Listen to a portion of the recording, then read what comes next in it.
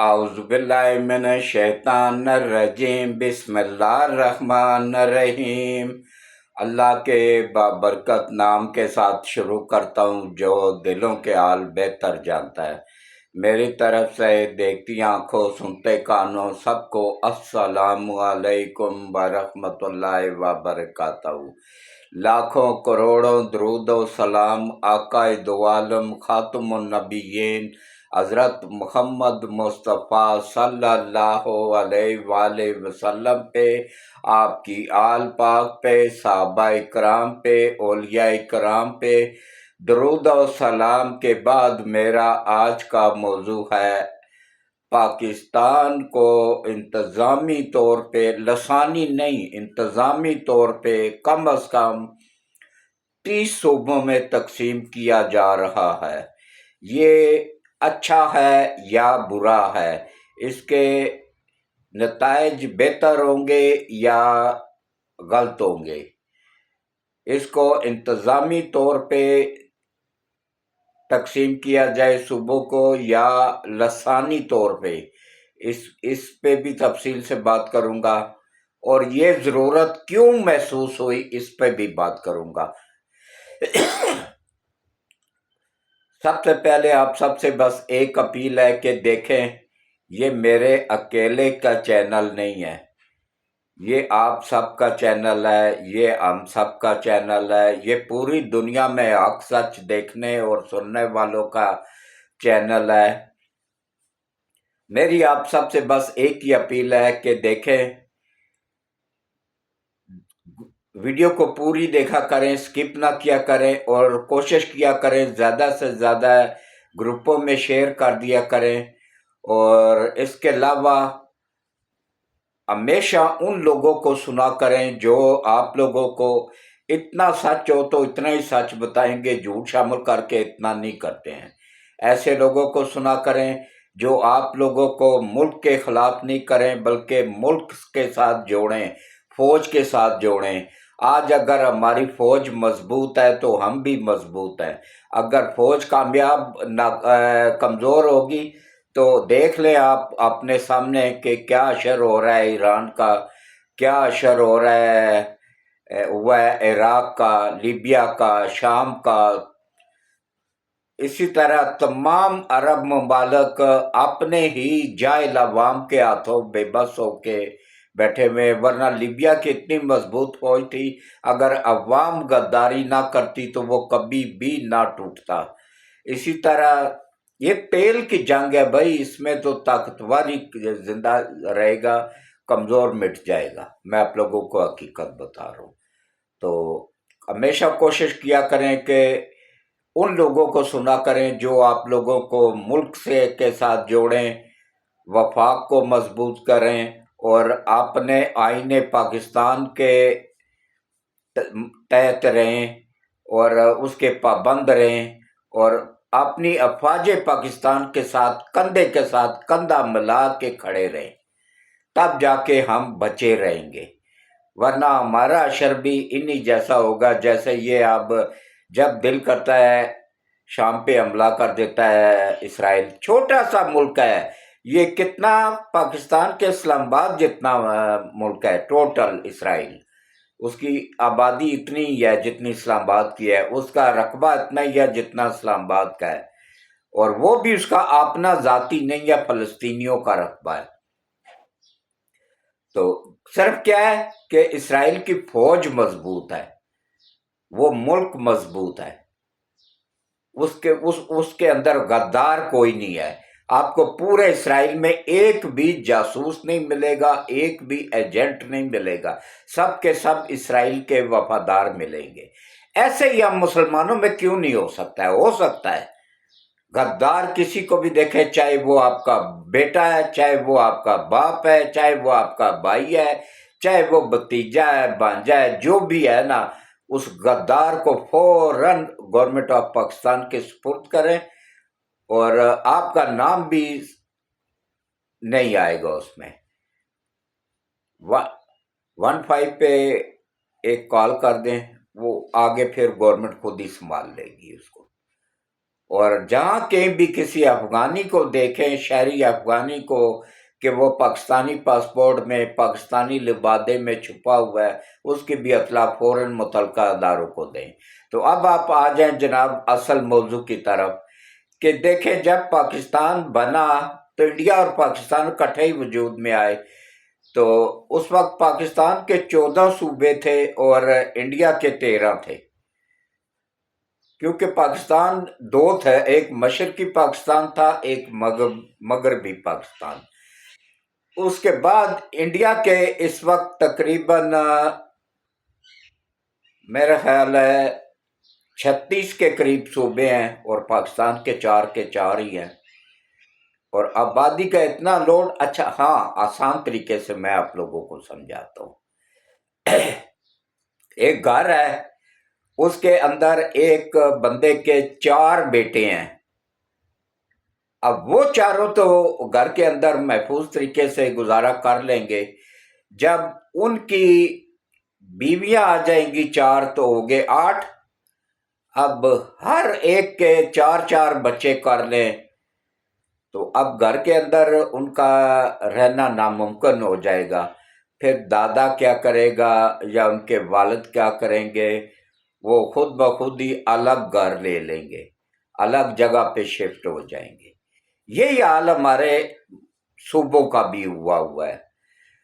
صوبوں میں اتنی آبادی بڑھ گئی ہوئی ہے ان 78 سالوں میں کہ اب عدالتوں پہ بے حساب لوڈ ہے، اسپتالوں پہ بے حساب لوڈ ہے، اسی طرح انتظامی یونٹ جتنے بھی ہیں نا، تقریباً 33 ڈویژن ہے۔ ان 33 ڈویژنوں میں سے 30 ڈویژنوں کو ہی صوبوں کا درجہ دے دیا جائے تو ملک کا نظام سیدھا ہو سکتا ہے۔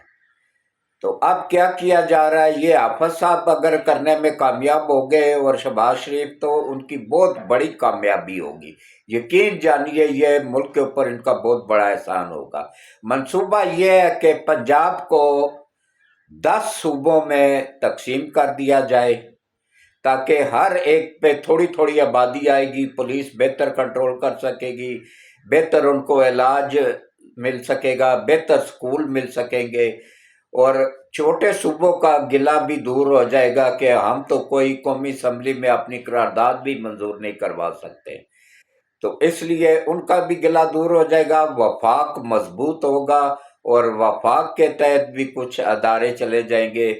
کوشش ہے کہ کراچی کو لسانی بنیاد پہ تقسیم کرنے کی بجائے نا وفاق کے ماتحت کر دیا جائے، اور یہ اچھی تجویز ہے، کیونکہ لسانی بنیادوں پہ اگر وہ تقسیم ہوتا ہے نا تو کل اٹھ کے یہ مہاجر کہہ دیں گے کہ بھائی یہ تو ہمارا صوبہ ہے، ہم اس کو الگ ملک بنا رہے ہیں، تو پھر کیا کریں گے؟ اس لیے لسانی بنیادوں پہ کسی صوبے کو تقسیم نہ ہونے دیا جائے۔ ہاں، انتظامی بنیادوں پہ اگر سندھ تقسیم ہوتا ہے نا تو سندھ کو، پنجاب کو 10 ضلعوں میں تقسیم کیا جائے گا انشاءاللہ، اور سندھ کو 7، اور اسی طرح کے کو بھی 7، اور بلوچستان کو 10 صوبوں میں تقسیم کیا جائے گا، اور بلوچستان کو 8 صوبوں میں تقسیم کیا جائے گا۔ اسی طرح کیونکہ بلوچستان کا رقبہ بہت بڑا ہے، تاکہ وہاں پھر آبادی جب 8 صوبے بن جائیں گے نا تو وہاں پہ آبادی بھی پھر ہونا شروع ہو جائے گی۔ اب وہاں وسائل کم ہے، رقبہ بہت زیادہ ہے، وسائل نہ ہونے کے برابر ہے، تو وسائل بہتر طور پہ صوبوں کو مل سکیں گے، عدالتوں سے وزن کم ہو جائے گا، لوڈ کم ہو جائے گا، اور بہت سارے وفاقی جو ادارے ہیں، وفاق بھی مضبوط ہوگا اس سے، اور لوگوں میں احساس محرومی جو پیدا ہو رہا ہے نا وہ بھی کم ہو جائے گا، کیونکہ یہ عرصہ دراز سے جب پاکستان بنا تھا اسی وقت سے ہی ریاست بہاولپور اس شرط پہ شامل ہوئی تھی پاکستان میں کہ ریاست کو الگ صوبے کا درجہ دیا جائے گا۔ وہ بیچارے آج تک ترس رہے ہیں اس وعدے پہ جو قائد اعظم نے ان کے ساتھ کیا تھا کہ بہاولپور ریاست الگ صوبہ ہوگی۔ اسی طرح ان کا بھی گلہ دور ہو جائے گا، پنجاب 10 صوبوں میں تقسیم ہو جائے گا، سندھ 7 صوبوں میں تقسیم ہو جائے گا، کراچی وفاق کے انڈر میں آ جائے گا، اور اسی طرح پھر باقی بلوچستان کو 8 صوبوں میں تقسیم کیا جائے گا، KPK کو 7 اور سندھ کو 7 صوبوں میں تقسیم کر دیا جائے گا۔ تب جا کے آبادی کا لوڈ کم ہوگا، پولیس اپنی بہتر کارکردگی دکھا سکے گی، صوبے اپنی بہتر کوالٹی دکھا سکیں گے اور احساس محرومی ختم ہو جائے گا۔ ابھی تقریباً پاکستان کے 26 کروڑ آبادی ہو گئی ہے، اور جب 26 کروڑ آبادی میں سے 4 کروڑ بچے اس وقت سکول جانے کے پوزیشن میں نہیں ہیں، سکول نہیں جا رہے ہیں۔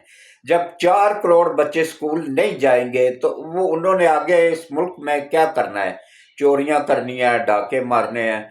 تو اسی طرح جب چھوٹے یونٹ بنیں گے نا تو ملک کا فائدہ ہوگا، بہتر طریقے سے عوام کی خدمت کر سکے گی جو بھی حکومت آئے گی، ورنہ نیکسٹ اس کو ووٹ نہ دیں، دوسری حکومت آ جائے گی، اس سے بہتر لوگ آ جائیں گے۔ اب عوام کو بھی اس میں شعور پیدا کرنا ہوگا کہ اس بندے کو ووٹ دیں۔ گوگل سرچ کر لیں کہ یہ بندہ 10 سال پہلے کیا تھا اور آج کیا ہے، 10 سال پہلے اس کے پاس کتنے پیسہ تھا، آج کتنا ہے، اور کتنی کرپشن کی ہے اس نے، وہ بھی گوگل آپ کو بتا دے گا۔ اسی طرح گوگل سرچ کرنے کے بعد ووٹ دیں۔ ہم لوگوں کسی کے گھر جانا ہو تو ہم گوگل استعمال کرتے ہیں، کہ دوسرے شہر میں جانا ہو تو گوگل سے مدد لے۔ بھائی تو لوگوں کی اصلیت جاننے کے لیے بھی تو گوگل سے مدد لو نا۔ یہ ایک بہت بڑا جس نے بنایا ہے گوگل، اللہ اس کا بھلا کرے، بہت بڑی نیکی کر گیا ہے وہ بندہ عوام کے ساتھ اور پوری خلقت انسانیت کے ساتھ۔ تو انشاءاللہ یہ حافظ صاحب اور شہباز شریف، پنجاب نے تو ایک قرارداد بھی منظور کر لی۔ اچھا، اس میں کیا ہوتا ہے؟ صوبے کو تقسیم کرنے کے لیے پہلے صوبائی اسمبلی ایک قرارداد منظور کرتی ہے، پھر اس کے بعد وہ قرارداد وفاق سے منظور کروائی جاتی ہے، قومی اسمبلی سے، پھر وہ سینٹ سے منظور کروائی جاتی ہے، تب جا کے وہ صوبہ وجود میں آتا ہے۔ تو انشاءاللہ یہ قراردادیں منظور ہو جائیں گی۔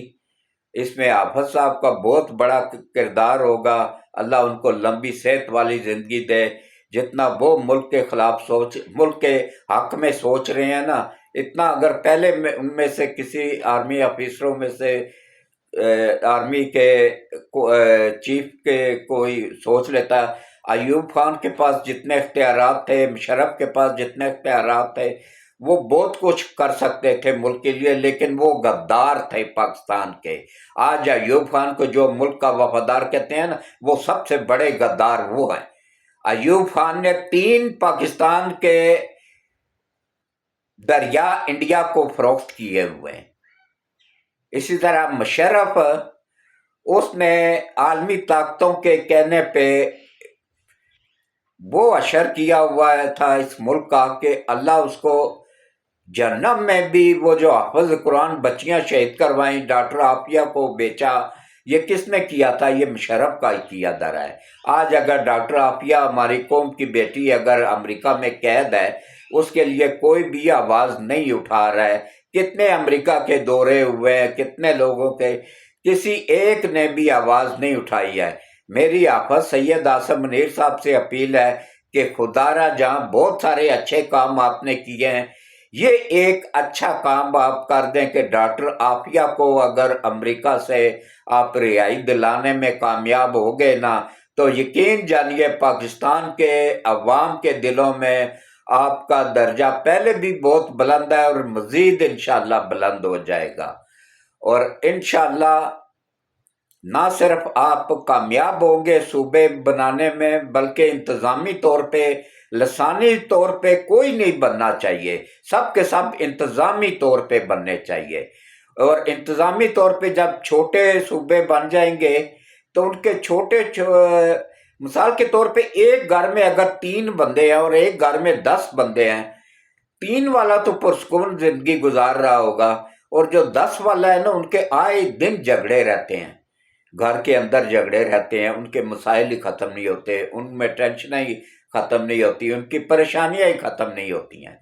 تو اسی طرح صوبوں کا بھی یہی حال ہے، جب صوبوں میں ٹینشنیں ختم ہو جائیں گی، پریشانیاں ختم ہو جائیں گی، صوبوں کو ان کے حقوق مل جائیں گے، تو پھر یہ جو علیحدگی کی باتیں کرنے والے صوبے ہیں نا، وہ ان لوگوں کا وجود ہی، ان غداروں کا وجود ہی خود بخود ختم ہو جائے گا۔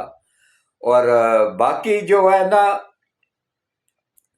جتنے بھی لوگ ہیں، کراچی کی ترقی میں مہاجروں کا بہت بڑا ہاتھ ہے، لیکن میں یہ حیران ہوں کہ بھائی سب کے بزرگ انڈیا سے ہی آئے ہیں، ہم اگر پنجاب میں ہیں تو ہمارے بزرگ باپ دادا پردادا یہاں کے نہیں تھے، وہ بھی انڈیا سے ہی آئے تھے، لیکن ہم نے کبھی پنجاب کے رہنے والوں نے، سندھ کے رہنے والوں نے، یا کے پی کے رہنے والوں نے، یا بلوچستان کے رہنے والوں نے، پیچھے بہت بڑا کم تعداد پاکستانی مقامی لوگوں کی ہے، زیادہ تر لوگ ہجرت کر کے ہی آئے ہوئے ہیں۔ کوئی اپنے آپ کو مہاجر نہیں کہتا ہے، یہ اپنے آپ کو ابھی تک پاکستانی کہنا ہی نہیں چاہتے ہیں، یہ اپنے آپ کو مہاجر کہہ رہے ہیں۔ اگر مہاجر ہی کہنا ہے تو پھر کیمپوں میں جائیں، پھر آبادی میں کیا کر رہے ہیں؟ مہاجروں کا تو کام ملک کوئی نہیں ہوتا ہے، وہ تو ان کو پھر کیمپوں میں رکھا جاتا ہے۔ اللہ ان کو عقل دے، ہدایت دے، اور یہ پاکستانی کہلائیں، پاکستان کو سمجھیں اپنا وطن، اپنا ملک، اور پھر انشاءاللہ ہمارا ملک بھی ترقی کرے گا اور ہم بھی ترقی کریں گے۔ اور اس کے ساتھ ہی میں اجازت چاہوں گا، اللہ حافظ۔